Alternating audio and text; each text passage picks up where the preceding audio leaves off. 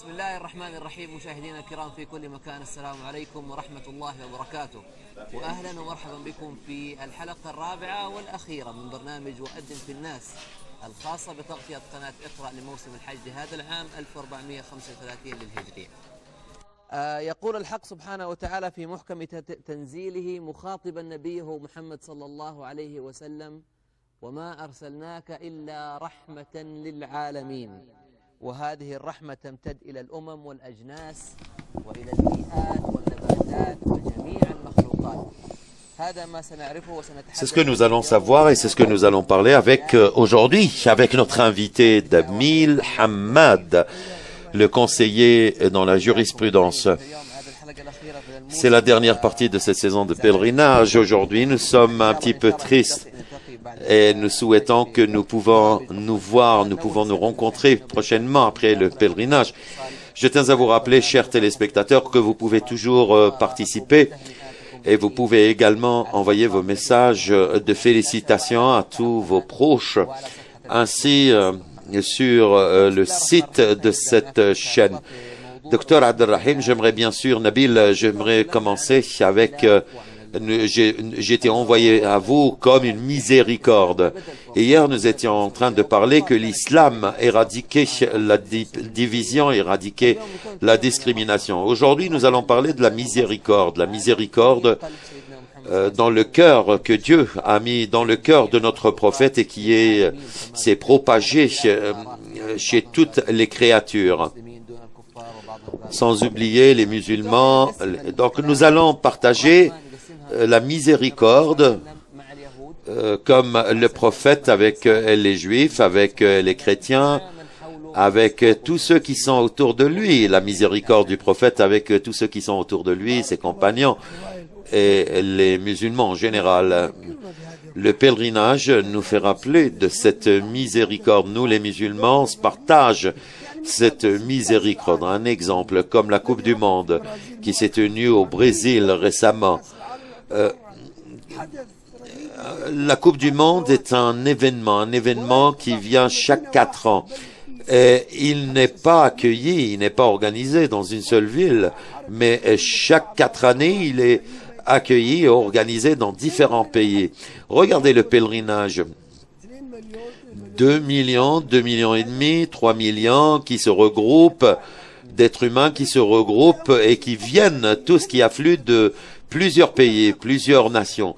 Nous étions en train de voir qu'il y a cet exemple de cohabitation, de coexistence entre les populations. Donc, tous les versets du Coran, c'est un message du musulman.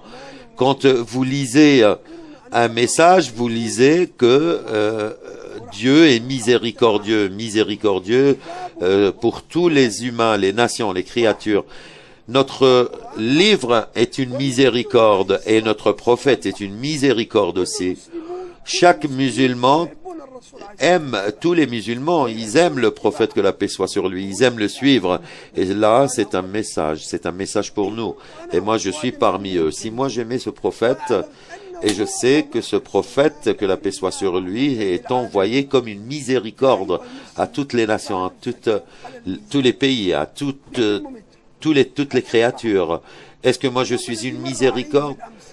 La journée d'hier, est-ce que j'étais une miséricorde envers les autres, pour les autres?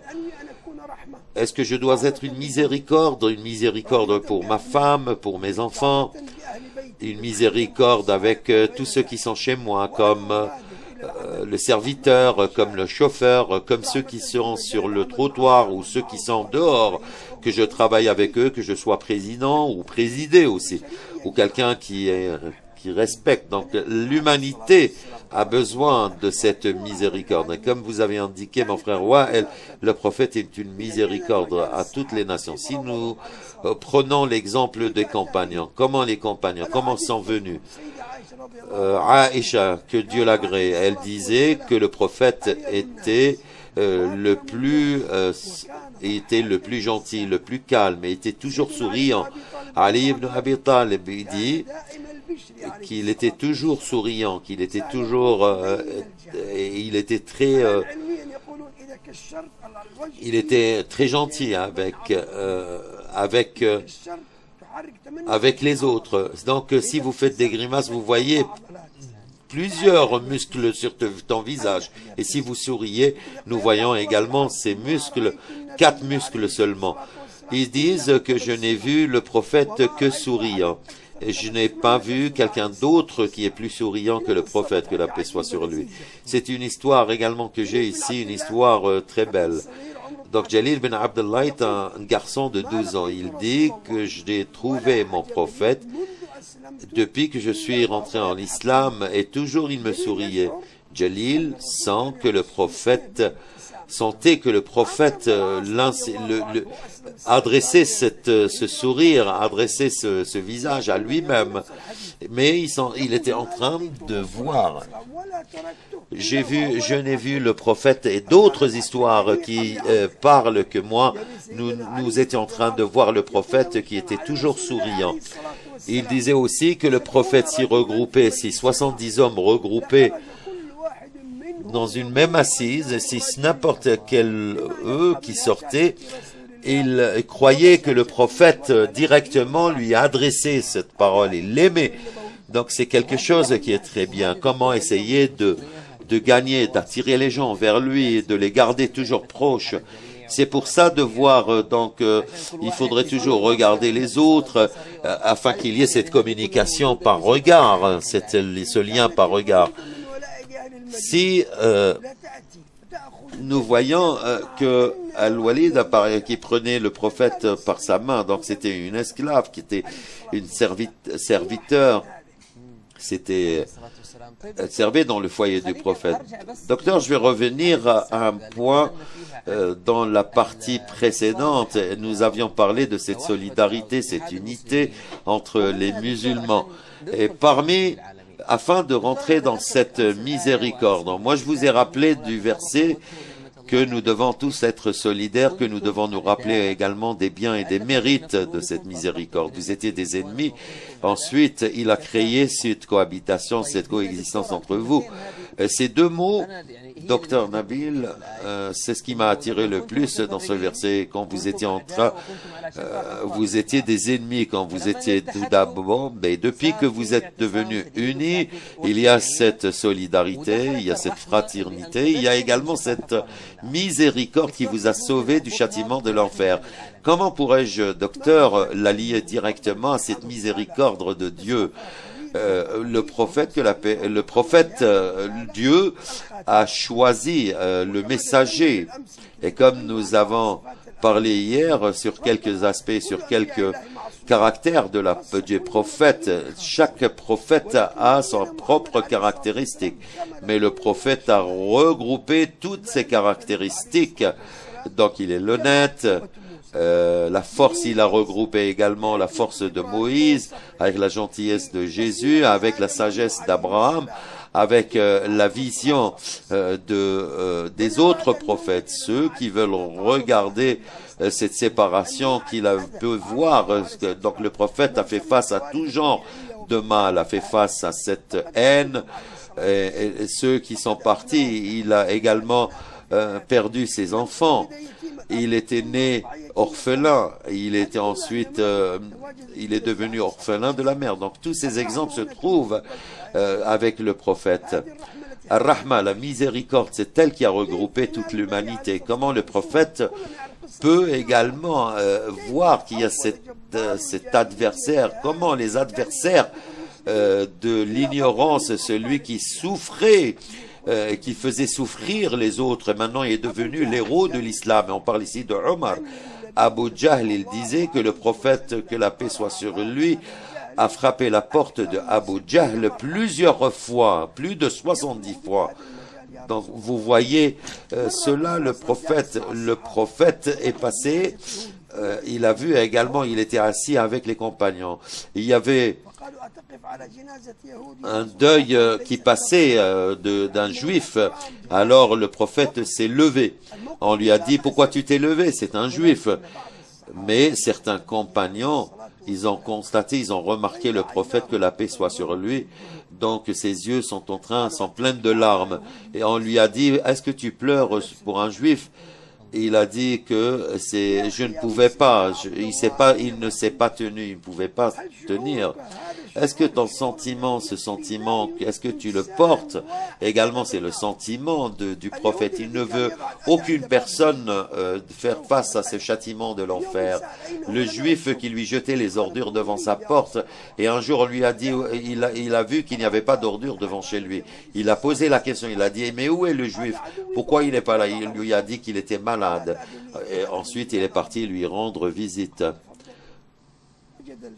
Il a vu le jeune qui souffrait, qui allait mourir.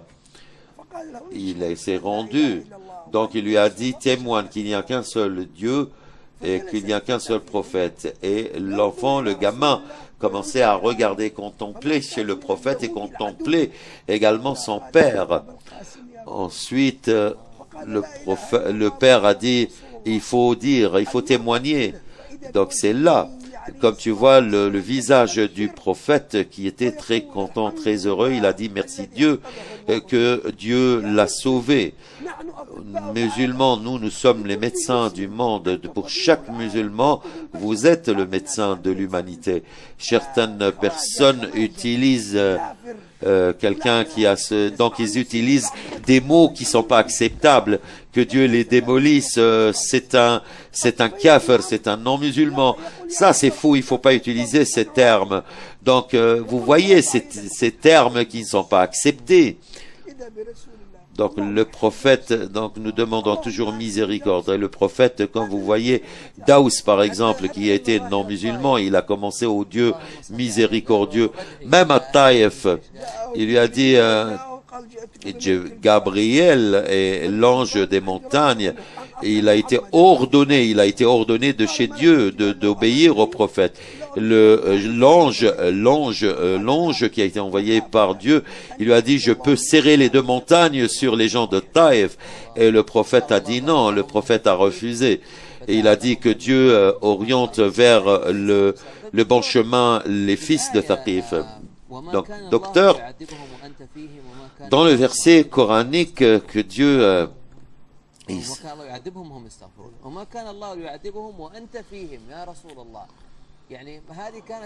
nous voyons ce verset, c'était un exemple formidable du prophète, car tous ceux qui étaient autour de lui étaient avec lui. Lot, quand il est sorti, qu'est-ce que nous pouvons voir de cela? Les scientifiques, ils disaient qu'il y avait sur terre deux refuges. Donc Dieu n'allait pas faire descendre cette torture où le prophète y vivait. Et après le décès de notre prophète, que la paix soit sur lui, certains compagnons disaient au Dieu qu'il y avait deux refuges. Le prophète, il est décédé et nous avons seulement que de demander pardon à toi. Donc c'était les deux miséricordes. Docteur, il y a également dans deux incidents de notre prophète quand il a dit que moi, je n'étais pas envoyé, j'étais envoyé seulement une miséricorde, mais pas quelqu'un qui peut vous, ou quelqu'un pour vous souhaiter le mal. Je suis envoyé pour une miséricorde à vous. Donc ceux qui voient notre prophète, surtout ceux qui sont loin de cela, comment nous pouvons dire à cela, le prophète que vous dites que vous êtes en train de suivre, le prophète, il dit, moi je n'étais pas envoyé pour être quelqu'un qui vous souhaite le mal. Avant le message, comme vous avez indiqué, que veut dire l'islam? Que veut dire suivre le prophète? Il y a beaucoup d'exemples. Le Omar, que Dieu l'agrée, il pleurait. Il disait, je te sacrifie au prophète. Il a dit, donc tu peux combattre les ennemis. Et si vous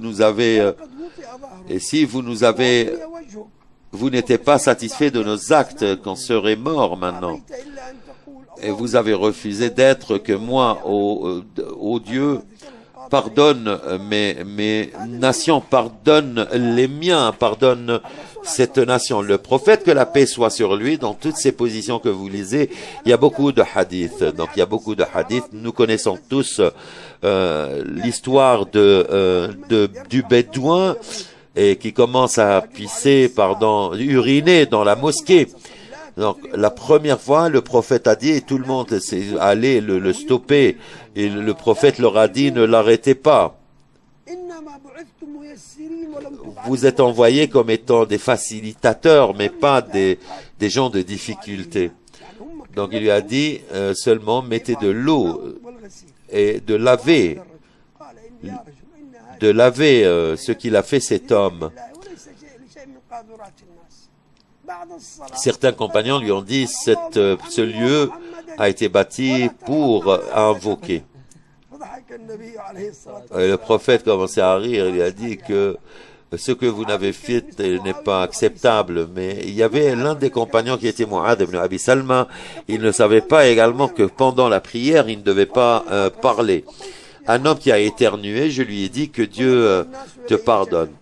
Les hommes l'ont regardé et je leur ai demandé, donc je leur ai dit, pourquoi vous me regardez?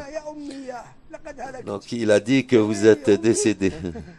Donc l'homme, il croyait que ça y est, qu'il allait mourir parce que tout le monde commençait à le regarder. Après la fin de la prière, le prophète, que la paix soit sur lui, est rentré et il a dit, il lui a pas refusé le geste, mais il lui a dit que tant que tu es rentré dans la prière, il ne faut pas également parler pendant la prière. Nous connaissons tous également, si vous permettez, nous allons parler de cette histoire du gamin après la pause. Bienvenue de nouveau, chers téléspectateurs, en cette dans votre nouvelle édition est fait aux gens une annonce pour couvrir la saison de pèlerinage 1435 Hégire. Je tiens à vous rappeler, chers téléspectateurs, que vous pouvez directement nous appeler sur les numéros de téléphone qui paraissent sur l'écran afin de poursuivre. Et nous allons tout de suite poursuivre notre discours avec notre discussion avec notre invité, Dr Nabil, concernant la miséricorde. Vous étiez en train de parler du jeune, du gamin qui s'est rendu vers le prophète, que la paix soit sur lui. Donc certaines qui pensaient que celui-ci veut dépasser les limites de Dieu afin de prendre une autorisation pour faire l'adultère. En plus de la miséricorde du prophète, comment il a fait face à cette idée par une autre idée. Donc les discours religieux, donc nous devons également faire face à ces idées par des idées. Donc la sunna, c'est contenir quelque chose.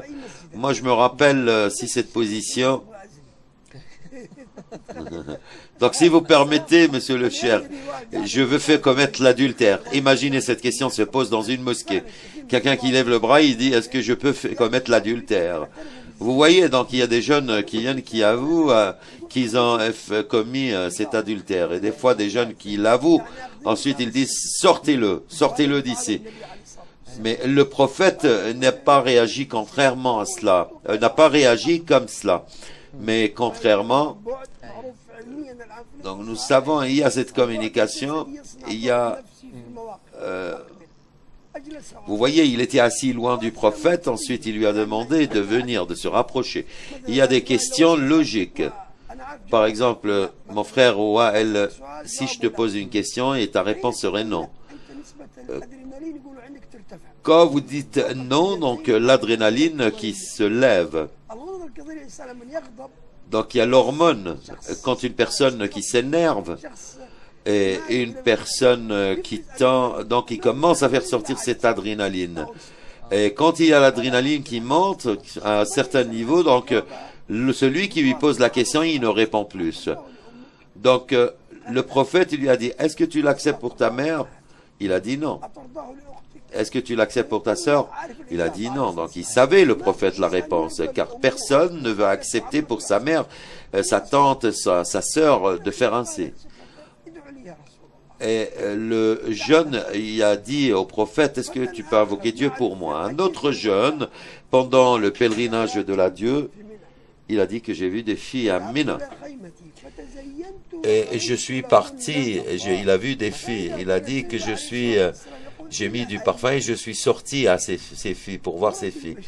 Et le prophète lui a dit, où est-ce que tu es sorti? Il lui a dit qu'il y avait une montagne. Alors, donc il a dit pour ce chameau, le prophète savait très bien qu'est-ce qu'il faisait. Donc le président du gouvernement, le président de la nation, il sait très bien, le prophète, tout ce que vous allez lui dire. Donc à chaque fois, il le voyait, ce jeune, il lui dit, où est ton chameau? Donc il a dit que j'effectuais la prière de l'aube et je retourne pour qu'il ne me voie pas, le prophète, que la paix soit sur lui. Après avoir performé la prière surrogatoire, un jour, le prophète était derrière moi. C'est une histoire du jeune qu'il est en train de raconter. Donc, il était en train de parler d'un cas vers un autre cas. Donc, c'est un sujet normal. Il le suivait. Donc, le prophète suivait cette action, suivait ce geste afin de corriger les choses. Donc, comme vous avez mentionné, docteur, donc que les adorations pouvaient accalmir l'âme. Mais l'autre côté, l'être compté, psychique, donc qui ne doit pas ignorer ce côté. Vous voyez, donc il y a cette façon comment traiter les choses. Et comme nous étions en train de parler le jour de l'Aïd, de la fête de sacrifice, il n'a jamais dit, par exemple, compagnon, c'est que il les a jamais blâmés. Tout ce qu'il faisait, c'est de leur monter, de les orienter vers le bon chemin. Donc à chaque fois, il a dit...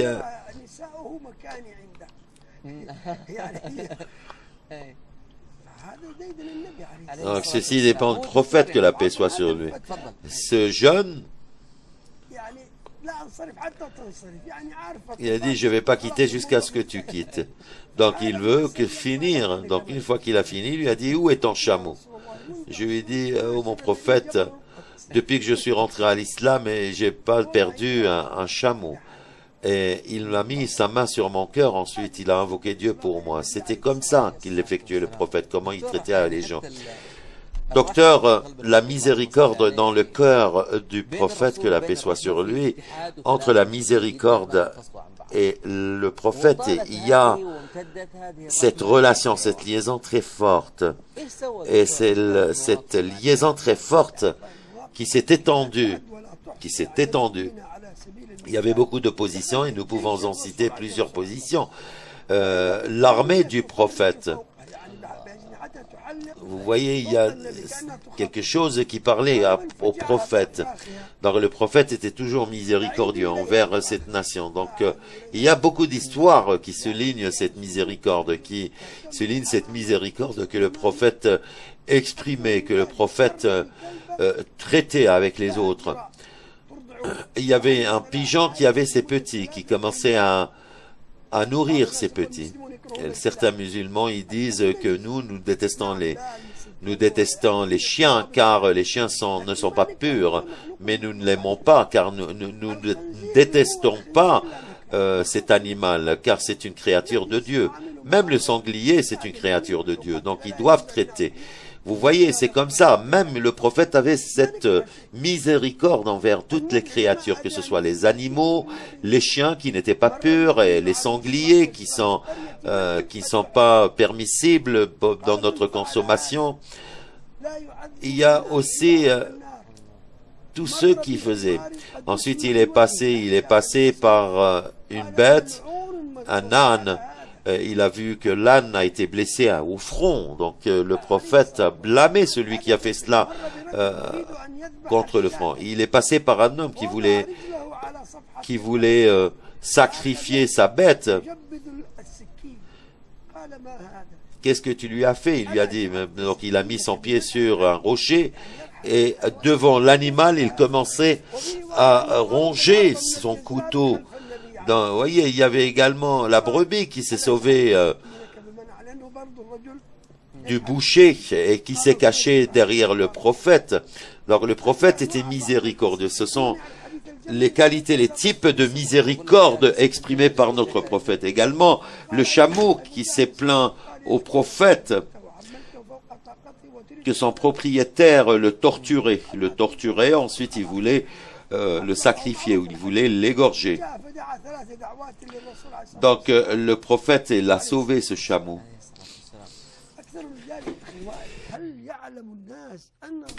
Plus que ça, mon frère Wael. Donc vous voyez que le prophète, il traitait ces animaux comme si c'était des humains. Le prophète qui voulait effectuer ses ablutions, il a vu qu'un chat qui commençait à boire de cette eau qu'il utilisait pour les ablutions. Le plus bizarre, le prophète, que la paix soit sur lui, a donné le nom de son cheval noir. Nous connaissons son chameau, Qaswa, As-Sakb. Donc c'est ce qu'il a appelé son cheval. Il a un cheval blanc qui s'appelait le Murtajas, un autre cheval qui s'appelait le Ward. Donc c'est un message du prophète ici quand il donnait les noms à ces animaux. Si vous donnez des noms aux animaux, qui veut dire vous lui donnez cette valeur. Donc c'est une valeur ajoutée. Même le bourricot du prophète qui lui a donné un nom. Et l'âne lui a donné un nom. C'est un message pour la nation. Pourquoi? Alors pourquoi, prophète, vous avez donné des noms à ces animaux? Je leur ai donné des noms parce qu'ils ont une valeur. Donc dans la science moderne, ils disent que dans chaque solide, il y a des protons, des neutrons. Donc, tout ce qui est autour de toi est en train d'invoquer Dieu. Gloire à lui. Donc, bien également la pierre. La pierre aussi, le rocher. Donc, nous allons prendre tous ces solides, mais j'aimerais prendre Omelias du Maroc. Bienvenue Omelias, comment allez-vous? Que la paix soit sur toi Omelias. Nous n'arrivons pas à t'écouter bien. Bienvenue à vous tous. Ce lieu nous manque beaucoup. Ce lieu nous manque beaucoup. Nous invoquons Dieu pour que tu puisses revenir un jour. J'aimerais demander quelque chose et je souhaite que vous l'exécutez. Si vous permettez, si vous répondez, si vous me permettez. Je veux que vous m'invoquez à la fille de mon frère. Elle est très malade et je veux une invocation pour ma nièce. Et je veux que tous ceux qui m'écoutent seulement invoquent Dieu afin qu'il la guérisse. Nous implorons Dieu, donc c'est quelque chose au Mélias qui vous dit si vous pouvez invoquer Dieu afin de guérir la nièce de Mélias.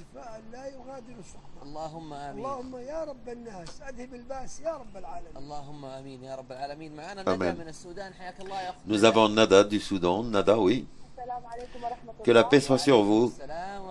Que la paix soit sur toi, Nada. Moi, je suis très contente. Comment faire connaître le monde à tout le monde, que le prophète, que la paix soit sur lui, était une miséricorde à tout le monde.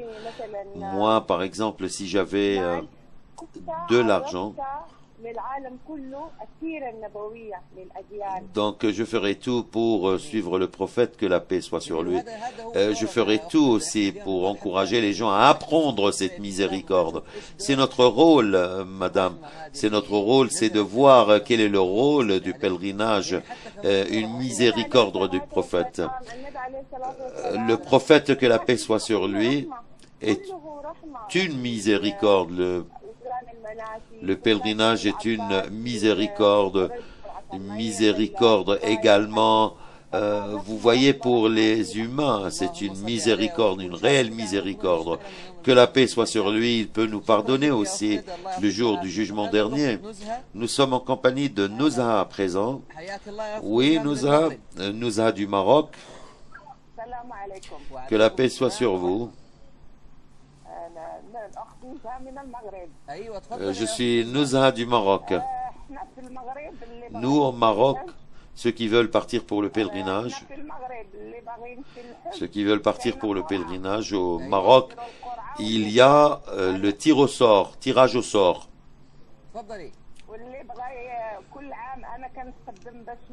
Moi, par exemple, je me suis enregistré plusieurs fois et j'ai souhaité que mon nom se trouve, c'est sur le tirage du sort. Mais je pense, nous souhaitons que tu viennes un jour au pèlerinage, nous invoquons Dieu pour toi.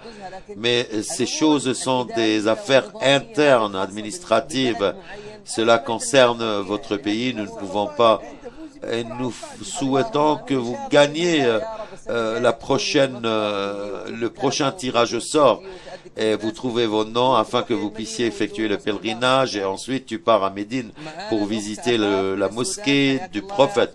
Nous sommes en compagnie de Afaf du Soudan. J'aimerais parler avec vous.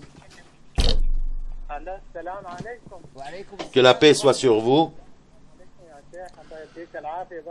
Je vous souhaite, j'invoque Dieu pour qu'il vous donne cette force. Dans le jour de Arafat, il y a beaucoup de choses. Nous voulons seulement vos invocations pour nous. Moi, je suis du Soudan. Nous allons invoquer Dieu pour vous. Nous allons invoquer Dieu pour vous. Amen. Donc, retour à vous, docteur. Nous étions en train de parler sur les types de la miséricorde de notre prophète. Moi, je vais vous donner des exemples, plusieurs exemples. Il y a beaucoup de choses qui sont nobles, comme si que vous me passez un message au prophète que tout qui est autour de moi a une dignité, est respecté. Nous sommes en train de lire de cette vie, de la vie du prophète. Vous voyez, donc, qui donne un nom à un verre. Son verre avait le nom Ar-Rayyan. Et le verre le plus rond était le Mawbeq. Il avait également un plat qu'il appelait Al-Gharra. Donc, Al-Gharra, c'était un plat, un grand plat. Il avait un autre plat qui était petit, une assiette très petite.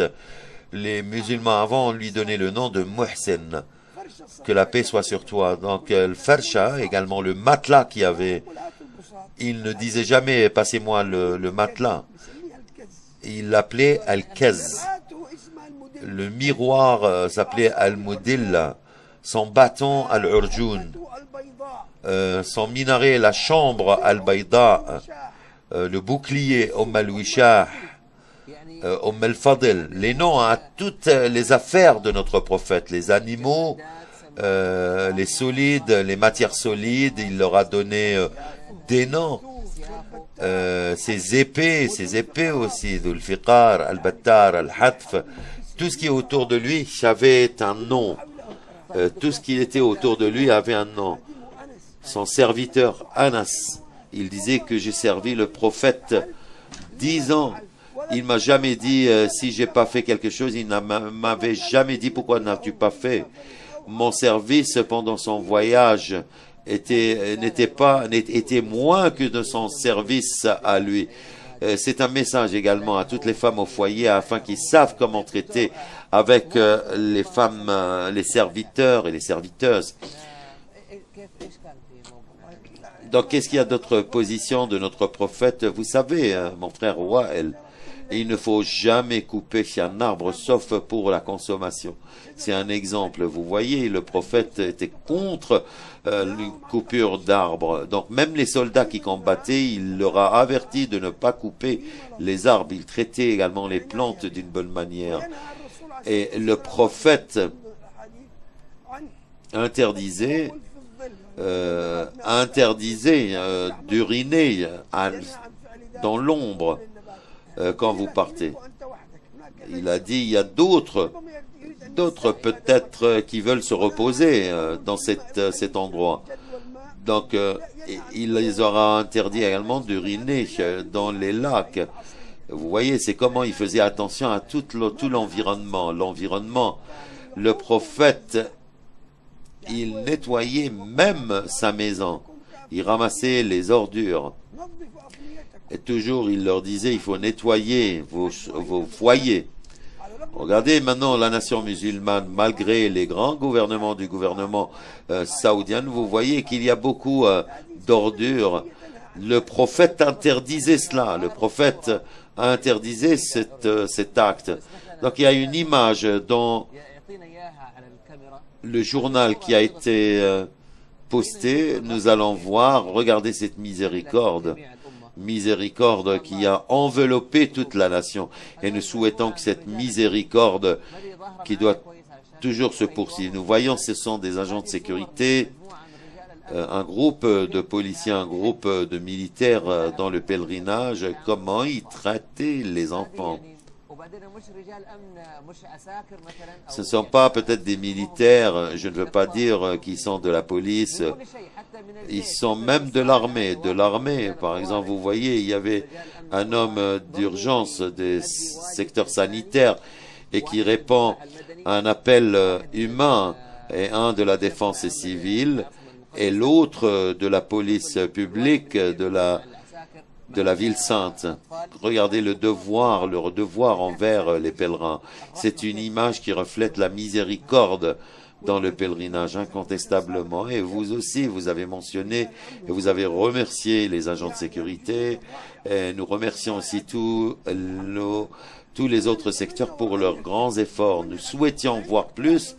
Nous avons vu beaucoup de choses. J'ai une proposition au ministère de l'Éducation et de l'Enseignement. La région de la Mecque et Jeddah, Taif, Médine, normalement, pendant la saison de pèlerinage, il n'y a pas de congé dans les écoles. Oui. L'étape primaire, c'est une étape 10 jours. 10 jours, vous devez motiver. C'est une récompense. Ce sont les invités de Dieu. Omar ibn al-Khattab, il a interdit les gens de la Mecque, les habitants de la Mecque, de fermer les portes de leur foyer ou de fermer leurs fenêtres. Nous avons vu à Mina, Arafat, les jeunes volontaires. Je souhaite que le ministère de l'Éducation et de l'Enseignement également pourrait motiver les gens et comment les encourager. Les petits, ils peuvent servir les pèlerins, comment pour couvrir leurs ouvrages, comment organiser les choses. Le secondaire et les étapes secondaires et l'étape de brevet, ils peuvent, les étudiants, ils peuvent faire autre chose. C'est beau. À Jeddah aussi, ils peuvent faire quelque chose dans l'aéroport. Dans le port, nous avons une petite pause, mon cher docteur. Ensuite, retour à vous. Restez avec nous. De nouveau, chers téléspectateurs, en cette édition, il fait aux gens une annonce et nous continuons notre discussion avec Dr Hamad. Comme vous voyez, chers téléspectateurs, en direct, merci Wahib pour ces prises de photos. Vous voyez donc, il y a cet encombrement. Ils font la circumambulation du déferlement et la circumambulation d'adieu afin qu'ils puissent partir chez eux. Nous demandons à Dieu afin qu'ils puissent agréer ce pèlerinage. Amen. Ceci me fait rappeler le hadith qui a été rapporté par Al-Awza'i. L'imam Al-Awza'i, le prophète, a dit que Dieu, gloire à lui, il fait descendre cette miséricorde sur cette maison sainte, 120 miséricordes. Donc, ils sont distribués 60 pour ceux qui font la circumambulation, les autres qui font la prière, et 40 autres pour ceux qui se trouvent dans cette maison sainte. Donc, nous merci également pour ceux qui sont en train d'effectuer la circumambulation d'adieu et pressés parmi eux. Ceux qui sont récompensés, doublés de récompensation. Donc, dans la miséricorde de notre prophète, que la paix soit sur lui, il y a certaines choses très simples mentionnées. Et dans le Saint-Coran, les choses que nous ne pensons pas que c'est vrai, des choses qu'on pourrait faire et qu'on peut être récompensé pour cela. Comme se serrer la main, le prophète a dit qu'il faudrait toujours se serrer la main, et quand il y a deux musulmans qui se serraient la main, il y a 100 récompenses du ciel qui descendent, 90 de ces récompenses et de ces mérites sont pour ceux qui se sont arrêtés pour serrer la main à un autre musulman. pourquoi le prophète, nous avons parlé de cela, du prophète, pourquoi ils veulent dire que c'est le prophète? Nous connaissons tous ce hadith, un homme qui est venu aux compagnons et qui était assis avec le prophète, il a dit Assalamu alaikum, ils lui ont répondu. Et le prophète a dit 10. Donc ils lui ont répondu. Le prophète aussi a dit 20. Le troisième est venu, il a dit Salam alaykum. Et les compagnons ont répondu 3 fois. Après, et le prophète a dit 30. Donc chaque Salam alaykum, il y a 10 récompenses quand vous répondez à Salam alaykum. Imaginez qu'il y a des milliers de récompenses qui descendent et des mérites parce que vous avez dit Salam alaykum, que la paix soit sur vous. Donc je me rappelle qu'il y a également une autre histoire, Beit Salam, qui vivait à Quba. Il marchait les 5 prières obligatoires pour faire former la prière dans la mosquée de Nabawit. Donc il lui posait la question, est-ce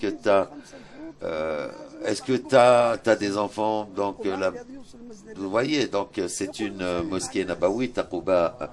Et chaque fois il sortait de chez lui pour partir effectuer les prières, performer les prières. Donc en partant vers la mosquée, il saluait tous ceux qui trouvaient sur le chemin. Imaginez, s'il n'avait ni voiture, il venait à pied. Vous voyez, donc le prophète, que la paix soit sur lui, s'il y a un arbre entre toi et lui, tu dois lui passer le salut, tu dois le saluer, car l'arbre derrière vous, elle va répéter cette salutation. Donc il y a une salutation à l'entrée, une salutation à la sortie. Quel est l'impact de ces salutations? Elles ont un impact moral. Donc je vais vous indiquer quelque chose que si vous le faites, vous allez vous aimer. Même s'il y a cette haine, donc si vous nous initiez de me faire sentir que quelque chose que je sens comme par exemple les salutations ou comme par exemple serrer la main à quelqu'un. Et la sunna, que beaucoup de gens savent très bien que la sunna de salutation, se serrer la main, le prophète était celui qui avançait sa main pour se serrer la main aux autres, et c'est le dernier qui l'a retiré une fois qu'il finisse. Le prophète, des fois, quand il saluait les gens, ne levait pas le regard de l'être humain qui est devant lui avant que l'autre lève le regard. Le prophète se concentrait sur ce pan de regard. Moi, je vais t'écouter jusqu'à ce que tu finisses. Donc il y a ce discours, ce dialogue, et le regard est un...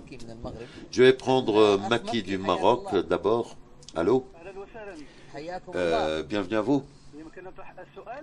Donc, est-ce que je peux poser une question? C'est une question comme suivant. Moi, je ne fais pas la prière à la mosquée, alors que la mosquée est très proche de la maison. Donc, quelle est la position de la charia de celui-ci? Qu'est-ce que vous pouvez me conseiller? Que pouvez-vous me conseiller? Merci pour ta question. Nous allons répondre à sa question, ensuite nous continuons. Il a une mosquée qui est très proche de chez lui, alors qu'il ne performe pas la prière dans cette mosquée. Il y a un jugement. Si tu ne veux pas effectuer la prière dans la mosquée en congrégation, tu dois avoir une excuse, une justification. Donc, vous voyez, quand le temps de la prière arrive, vous devez effectuer cette prière. Le fait d'aller, de se rendre, effectuer la prière, c'est quelque chose, c'est une mérite. La prière en congrégation est une obligation pour tout musulman et musulmane. Je ne peux pas, sauf pour une justification, accepter. Voilà, quand je n'effectue pas la prière dans la mosquée. Donc, la deuxième méthode, c'est quoi l'appel à la prière? L'appel à la prière, celui que Dieu le récompense, il a dit que celui qui est le plus, c'est notre destin sur terre. C'est celui qui appelle, c'est l'appel officiel, celui qui dit Allahu Akbar, Dieu est grand. quand quelqu'un écoute Allahu Akbar, l'appel à la prière, il posait sa hache, ils ne font aucun travail. Donc, certaines personnes qui disaient, moi je vais tout de suite à la prière, je vais finir mon travail, ensuite partir à la prière. Saïd ibn Muslim disait, donc moi, jamais l'appel à la prière s'est fait et moi j'étais à l'extérieur. Donc il était toujours à la première ligne. L'appel à la prière aussi, on faisait la course qui ouvrait la porte de la mosquée. Ça c'est sujet. L'ablution, c'est quoi l'ablution? J'ai écouté l'appel à la prière, donc je dois répondre tout de suite à cet appel. Et Dieu m'invite. Voilà, c'est quoi l'appel à la prière? C'est un appel, c'est une invitation de Dieu chez lui. Je dois également effectuer les ablutions.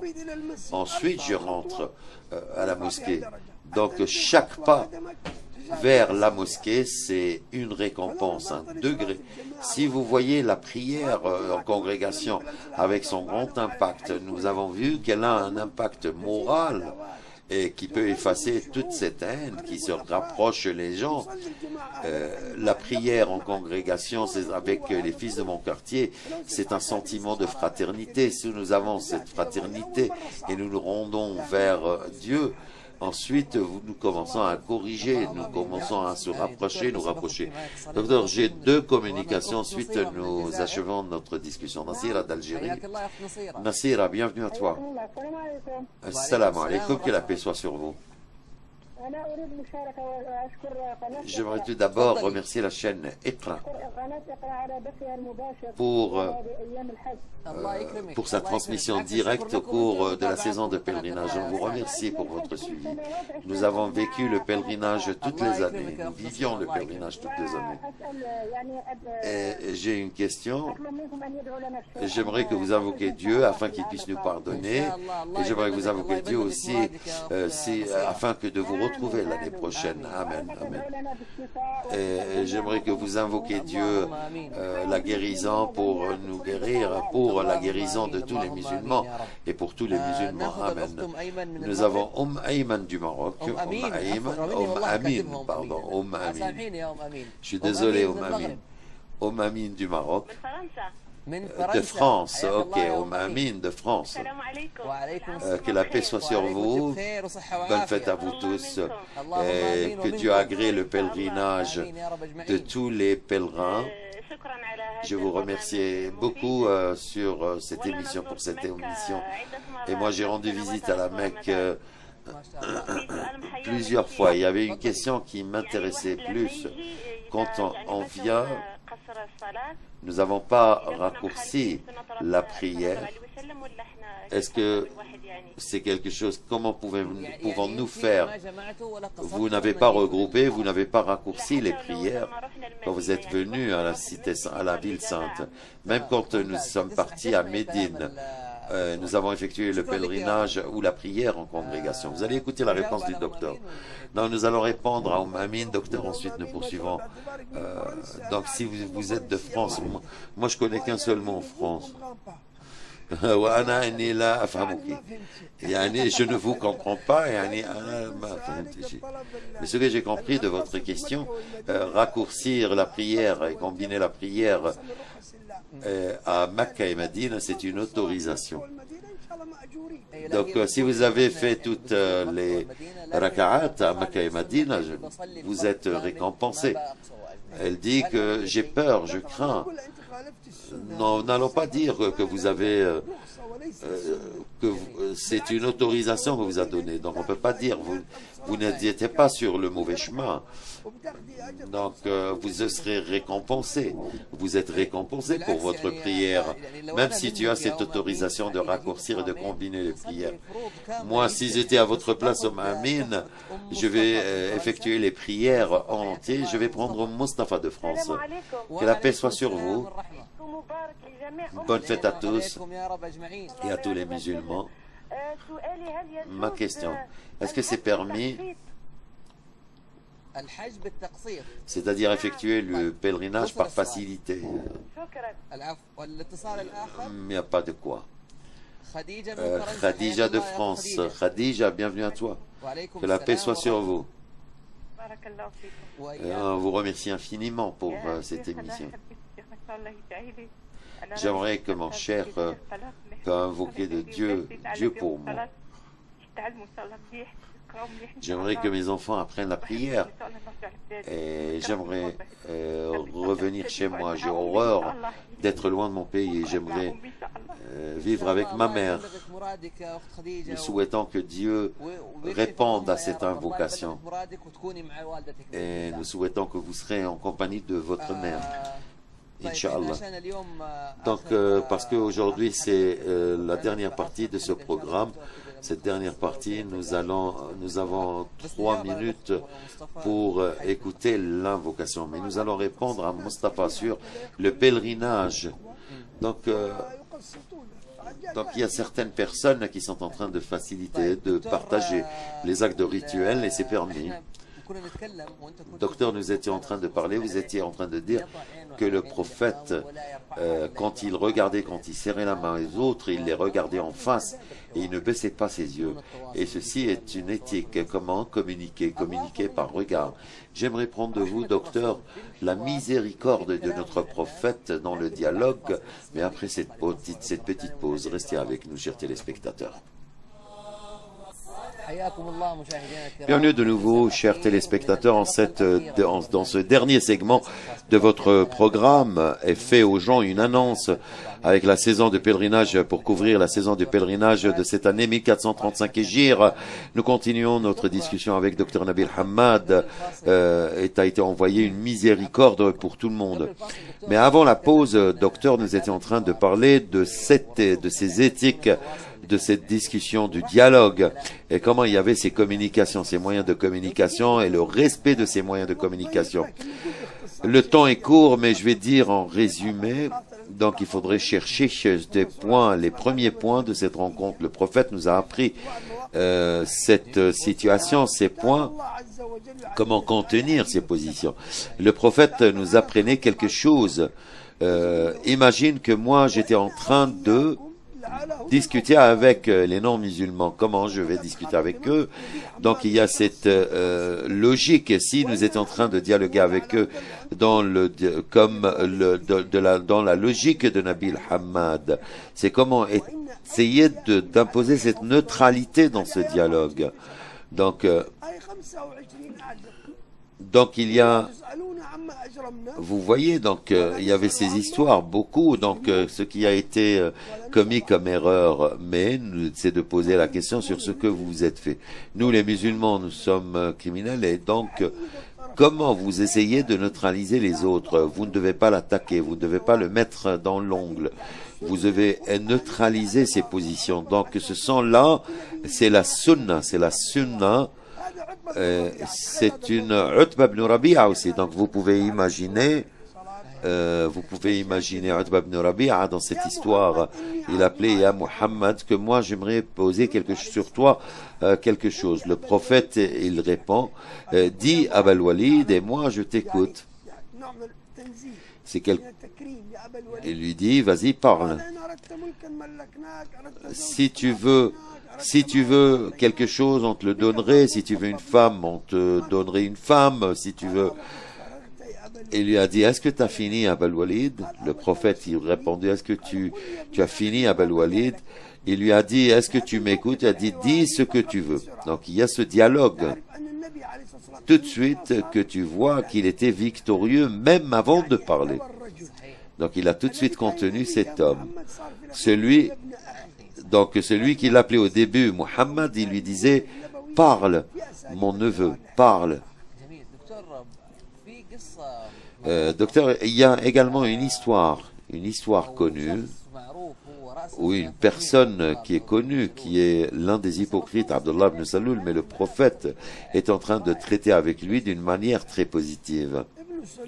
Ibn Saloul était élu d'être le roi de Médine, surtout après ces querelles, après ces différends entre l'Aws et Khazraj. Et le prophète, depuis son arrivée, Ibn Saloul, qui a annoncé l'islam, c'était un des hypocrites, il n'était pas sincère. Et après son retour de Ghazwat Tabouk, de la bataille de Tabouk, il essayait de créer une division au sein des gens de Médine. Après être atteint de la maladie, il s'approchait de la mort, le prophète a ramené quelqu'un afin d'invoquer Dieu pour lui. Il lui a demandé de lui offrir son bouclier. Il a dit, moi, que j'aimerais son bouclier, c'est-à-dire c'est une sorte d'étoffe. Donc, et Abdallah ibn Saloul a été couvert de cette étoffe avant sa mort. Donc, ils ont commencé, il avait entendu auparavant que le prophète voulait venir et le tuer. Alors, il lui dit, si tu veux me tuer, dis-moi, prophète. Il a dit, moi, j'ai peur de tuer un musulman, mais moi, maintenant, je te vois comme un musulman. Et moi, je ne tue pas mes compagnons. Et quand il est décédé, il était enterré à Baqi. Le prophète est venu prier, se collecter devant la prière d'Abdallah. Omar est venu et lui dit, est-ce que tu effectues la prière sur cet hypocrite? Le prophète t'a dit que si j'ai pardonné à cet homme 70 fois, je l'aurais pardonné. Vous voyez donc, il était pardonné. Voilà, c'est là l'une des positions de notre prophète dans cette histoire. Il y a également l'histoire de Zahir. Vous m'avez parlé de l'histoire de Zahir.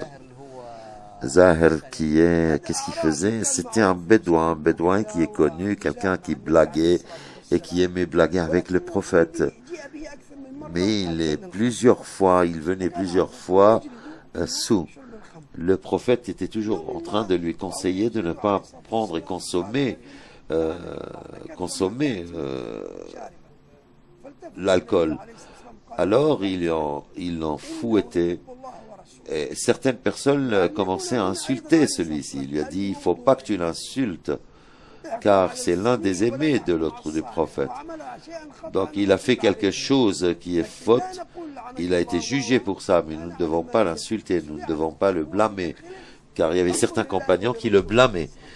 Donc il disait qu'il faudrait savoir qu'il y avait un amour, qu'il y avait cette amitié entre lui et cette personne. Docteur, donc comme vous voyez sur l'écran directement, nous remercions le réalisateur, Monsieur Wahib. C'est le pont des stèles, Jisr al-Jamarat, le pont des Jamarat. Vous voyez, tous les gens se rendent vers les Jamarat et afin qu'ils puissent aussi partir vers Mecca et faire la dernière circumambulation. Nous demandons à Dieu afin qu'il agrée leur pèlerinage. Normalement, je devais être avec eux, mais j'ai délégué quelqu'un afin d'être avec vous, moi. C'est une opportunité donc pour nous, docteur. Merci beaucoup. Docteur, regardez cette ambulance qui circule parmi les pèlerins, et ils sont passés juste là. Nous demandons à Dieu également afin qu'il guérisse les malades. Il y a certains cas, docteur, cette miséricorde qui existe dans les lieux saints.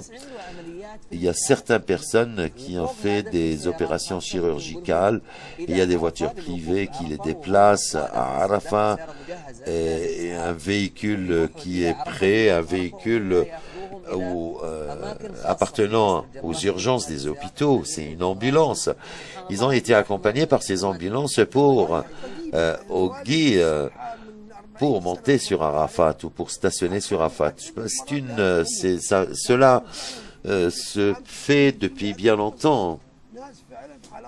Il y avait certaines personnes qui sont dans les soins intensifs, ils sont directement accompagnés par les ambulances. Vous savez, il y a des gens également qui avaient subi une chirurgie à cœur ouvert, donc ils sont obligés d'être transportés dans les véhicules. Docteur, le prophète, que la paix soit sur lui, qui a regroupé toute cette miséricorde. Même le prophète a dit, si vous devez avoir cette miséricorde pour tous ceux qui sont sur terre. Son histoire, l'histoire du prophète, c'est avec les Juifs, et vous trouverez jamais des gens qui sont plus agressifs et plus violents que les Juifs contre les musulmans. L'histoire, le prophète, donc c'est une femme juive qui a offert au prophète une bête. Elle avait posé la question, qu'est-ce qu'il aime le prophète avec le mouton? Ils lui ont dit le bras. Il s'est assis, le prophète, il a commencé à consommer ce mouton. Donc le prophète a dit que ce mouton est empoisonné. Et quand le prophète a souffert d'une maladie, il a dit, ce qui m'a atteint, il a atteint ce mouton. Certains ulama ont dit que Dieu, que la paix soit sur lui, voulait finir la vie du prophète, que la paix soit sur lui, par le témoignage. Malgré toute cette miséricorde, il est décédé comme un martyr. Mais aux musulmans, ceux qui ont tué votre prophète sont des juifs. Et le prophète, que la paix soit sur lui, l'a ramené, lui a dit, pourquoi t'as-tu fait cela? Elle a dit, si tu étais un prophète, Dieu te protégerait. Si tu étais quelqu'un qui est menteur, donc tu vas mourir. Nous continuons toujours sur la chaîne Iqra, il y a ces pans, il y a cette prise de photo, et il y a également cette caméra qui bouge dans toutes les directions. Demain peut-être sera moins qu'aujourd'hui. Les derniers jours de Tashriq, il y a les pressés. Nous avons l'habitude de voir que le 12e jour de Hijjah, il y a plus d'encombrement que le 13e jour. Merci pour Wahib et merci pour Iqra pour cette couverture. Remerciements pour tous ceux qui nous suivent. Le public est notre machine. Mais docteur, j'aimerais retour à vous pour la délégation de Nassar à Najran. Le prophète qui vivait avec cette délégation, il était très gentil avec eux. Il les a laissés sur tout ce qu'ils aiment et pour le choix de leur religion. L'islam est une religion de dialogue. Nous lisons le Saint-Coran et nous avons également plusieurs interprétations, traductions de Saint-Coran. Le Coran est un miracle, comment il décrit Isa aussi, et comment il décrit Moïse. Vous voyez donc le juif qui est contre nous, et vous voyez que l'islam également les suit. L'idée de séparer, parce que vous êtes juif, vous n'êtes pas musulman, ça c'est faux. L'islam nous apprend comment aimer les autres religions. Donc nous savons également que le meilleur jeûne, c'était le jeûne de David. Et moi, quand je dis David, je dis que la paix soit sur lui. Ce n'est pas seulement ton symbole, c'est mon symbole, moi aussi. La même chose pour Solomon, pour Jacob. Je sais très bien qu'Israël, le mot Israël nous fait mal, mais Israël, en arabe, c'est celui qui est le prisonnier de Dieu. Comme Ismaïl, c'est celui qui écoute Dieu. Ismaïl, donc Dieu a donné le nom à Ismaël, c'est celui qui écoute. Israël, c'est le prisonnier, Assir de Dieu. Al-Nasrani, ou le chrétien, vous savez que Marie était la seule femme qui a été invoquée dans le Coran par le nom. Et c'est pas toléré qu'un musulman dise Mariam ou Marie. Il faut dire que Dieu l'agrée. Que la paix soit sur elle, pardon. Donc, Jésus, par exemple. Jésus, des fois, il prononce le nom de notre prophète Jésus. Jésus, il faut toujours dire que la paix soit sur lui. Donc, les points de rencontre sont nombreuses, sont très nombreux. Donc, moi, je dirais que Dieu récompense les Juifs et les chrétiens, car ils suivent leur saint livre, leur livre. Si vous ouvrez leur livre, vous voyez tout sur l'islam. Vous pouvez même lire le nom de Makkah et le nom de Farran. La même chose chez les chrétiens. Il a été mentionné le prophète Mohammed, que la paix soit sur lui. Ils l'ont traduit, ils ont dit celui qui vous épargnera. En anglais, ils vous disent c'est celui qui est aimé sur terre et sur le ciel, qui est Mohammed, que la paix soit sur lui. Donc, docteur, puisque c'est le dernier jour, les jours de l'ensoleillement, Tashriq, et les pressés aujourd'hui vont repartir vers la Maison Sainte pour effectuer la circumambulation. Et aujourd'hui, c'est notre dernière partie. Donc, quels sont les mérites de ces jours, les pressés? Est-ce que vous avez un résumé sur ces jours? Vous savez, nous sommes nous sommes dans les dernières minutes de ce programme. Après, merci à Dieu et que la paix et la bénédiction d'Allah soit sur notre prophète Mohammed. Et nous demandons à Dieu également afin qu'il agrée le pèlerinage de tous les musulmans et qui viennent de tout le monde et qu'il les bénisse. Et encore une fois, qu'il agrée et qu'il accepte de nous les invocations à Arafat. Nous ne savons pas les réponses d'où elles viennent. Nous écoutons certaines histoires dans l'invocation, mais leur impact ont une longue dimension. Des fois, nous sommes désespérés de voir cet impact de cette destruction qui se produit dans les nations. Donc, nous invoquons Dieu afin que Dieu unisse les musulmans, les regroupe et que Dieu accepte et agrée le pèlerinage de tous les musulmans, leur invocation, et que Dieu également donne le pouvoir et la force aux musulmans qui n'ont pas effectué le pèlerinage, afin qu'ils puissent venir l'année prochaine.